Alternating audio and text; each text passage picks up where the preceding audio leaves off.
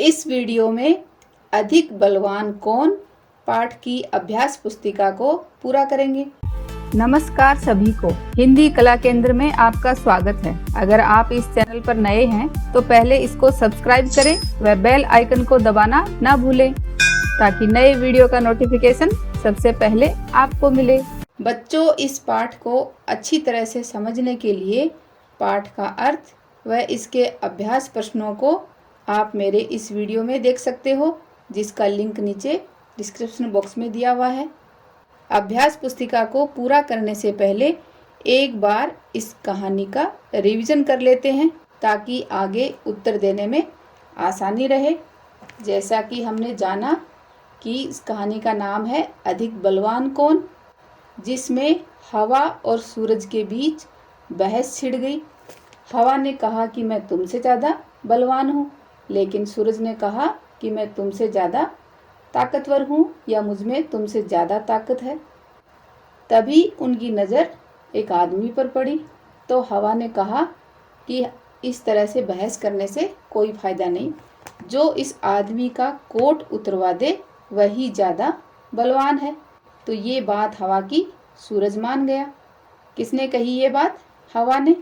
तो सूरज को उसका आइडिया ये पसंद आया तो उसने कहा ठीक है, पहले तुम दिखाओ अपनी ताकत। तो हवा ने क्या किया, बहुत ज़ोर से वह चलने लगी, जिससे आदमी के सिर की टोपी उड़ गई और उसका कोट भी उड़ने लगा। लेकिन उसने अपने उड़ते कोट को बचाने के लिए उसको कसकर पकड़ लिया और अपने बटन बंद कर लिए। अंत में जब हवा बहुत तेज चलने लगी तो वह आदमी हवा के जोर से नीचे गिर गया, लेकिन उसने अपने कोट को नहीं उतारा। तो अब हवा थक गई। तब सूरज ने कहा कि अब तुम मेरी ताकत देखो। सूरज ने क्या किया, उसने अपनी गर्मी को बढ़ा दिया। वह तपने लगा, जिससे गर्मी की वजह से आदमी ने पहले अपने कोट के बटन खोल दिए और फिर बहुत तेज गर्मी हुई तो उसने अपना कोट उतार दिया। तो दोनों के बीच यही शर्त हुई थी ना कि जो भी इस आदमी का कोट उतरवा दे वही ताकतवर है। तो इस कहानी के अनुसार ज़्यादा ताकतवर कौन हुआ? सूरज, क्योंकि उसने उस आदमी का कोट उतरा दिया। तो इस तरह से सूरज ने अपनी ताकत दिखाई और हवा ने अपनी, जिससे अंत में हवा ने सूरज को नमस्कार किया और कहा मान गई तुम्हारी ताकत को। तो हवा ने भी सूरज की ताकत को मान लिया। अब बच्चों, इस पाठ के अभ्यास प्रश्नों को देखते हैं। शब्दों के अर्थ जानो और याद करो। जैसे फायदा, जिसका अर्थ है लाभ, बलवान शक्तिशाली या अधिक ताकत वाला, बहस का अर्थ है नोक झोंक या तकरार करना, तपना बहुत गर्म होना। तो इन शब्दों के अर्थ आप अपनी अभ्यास पुस्तिका में लिखो और उनको याद करो। नीचे लिखे प्रश्नों के उत्तर लिखो। किसके बीच बहस छिड़ गई? तो ये हमने कहानी से जाना कि हवा और सूरज में बहस छिड़ गई। हवा की नज़र किस पर पड़ी? हवा की नज़र एक आदमी पर पड़ी। सूरज हवा की कौन सी बात मान गया? जब हवा ने कहा इस तरह बहस करने से कोई फायदा नहीं है, जो इस आदमी का कोट उतरवा दे वही ज़्यादा बलवान है, और यही बात सूरज हवा की मान गया। हवा ने अपनी ताकत किस प्रकार दिखाई? हवा बहुत तेजी से चलने लगी। हवा के ताकत दिखाने पर क्या हुआ? हवा की ताकत दिखाने पर आदमी की टोपी उड़ गई, पर उसने दोनों हाथों से कोट को पकड़कर उसके बटन बंद कर लिए। आदमी ने अपना कोट उड़ने नहीं दिया। सूरज ने अपनी ताकत किस प्रकार दिखाई? तो सूरज ने अपनी ताकत दिखाने के लिए क्या किया? सूरज तपने लगा, जिससे गर्मी बढ़ गई और आदमी ने अपना कोट उतार दिया। सूरज के ताकत दिखाने पर क्या हुआ? सूरज के ताकत दिखाने पर आदमी ने पहले कोट के बटन खोल दिए और बाद में कोट उतार दिया। सूरज और हवा में कौन अधिक बलवान है? तो सूरज और हवा दोनों ही बहुत शक्तिशाली होते हैं, लेकिन कहानी के हिसाब से सूरज अधिक बलवान है। विलोम शब्द छांटकर लिखो। ये जो शब्द हैं इनके आगे इनके विलोम शब्द बताने हैं। इनमें से जैसे गर्मी, इसका विलोम शब्द होएगा, इसका उल्टा सर्दी। नीचे का ऊपर, बंद का खुला, ज़्यादा का कम, फायदा नुकसान, जल्दी का देर, अपनी पराई, बढ़ी घटी।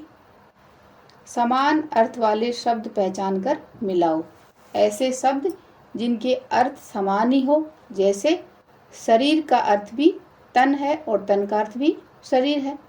ऐसे ही सूरज के समान अर्थ वाला शब्द है रवि, हवा का वायु, बलवान का शक्तिशाली और नमस्कार का नमस्ते। किसने कहा मैं तुमसे अधिक बलवान हूँ? तो ये कहानी में किसने कहा था? हवा ने। मुझ में तुमसे ज़्यादा ताकत है, ये बात सूरज ने कही। इस तरह बहस करने से कोई फायदा नहीं, ये बात हवा ने कही थी। ठीक है, दिखाओ अपनी ताकत, तो ये बात सूरज ने कहा। अब तुम मेरी ताकत देखो, तो ये बात भी सूरज ने कही थी। नीचे दिए गए शब्दों में कुछ और भी शब्द छिपे हुए हैं, उन्हें ढूंढकर लिखो। जैसे ये एक शब्द है ताजमहल, तो इसमें बहुत सारे शब्द हैं। जैसे ये देखो ताज, ये महल, ये जम, ये हल, ये ताल और ये मल। इसी तरह ये एक शब्द है कमल नयन, तो इसमें और कौन कौन से शब्द छिपे हैं वो हमें यहाँ बताने हैं। जैसे कमल, कम, नयन, लय, मल, मन।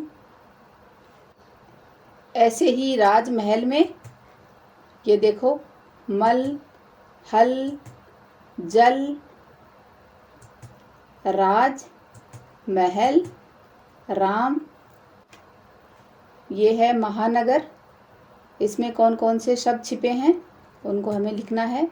महा, महान, नगर, नग, नर, हार।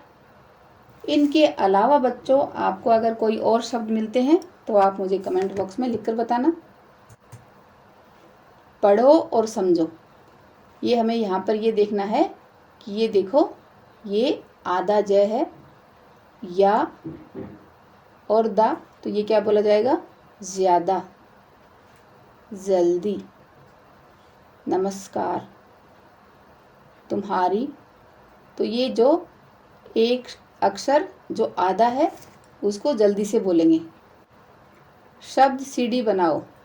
उदाहरण के लिए हवा, हवा से वन, न से नल, ल से लंबा, बा से बाबा या बै से बकरी। ऐसे ही सूरज से जादू, दू से दूध, ध से धरती, ती से तीर या तै से तराजू। यहाँ पर द से दवा भी कर सकते हो। ऐसे ही ताकत, तो तै से तलवार, रै से रंग या रस्सी। फिर आगे हमें जो अंतिम अक्षर है उसको देखना है, तो गै से गजरा और रा से राजा। इस कहानी को एक बार फिर से पढ़ें। इस पाठ को अच्छी तरह से समझने के लिए इसके अर्थ व अभ्यास प्रश्नों को ज़रूर देखें, जिसका लिंक नीचे आपको मिलेगा। आपके हिसाब से सूरज और हवा में ज़्यादा ताकतवर कौन होता है, उसके बारे में आप मुझे कमेंट बॉक्स में लिखकर बताओ। सुझावों व सुधारों के लिए कमेंट बॉक्स में लिखें। अगर हमारे वीडियो बन ही रहे हैं आपके फेवरेट, तो फिर क्यों ना करें इनको लाइक, सब्सक्राइब और रिकमेंड।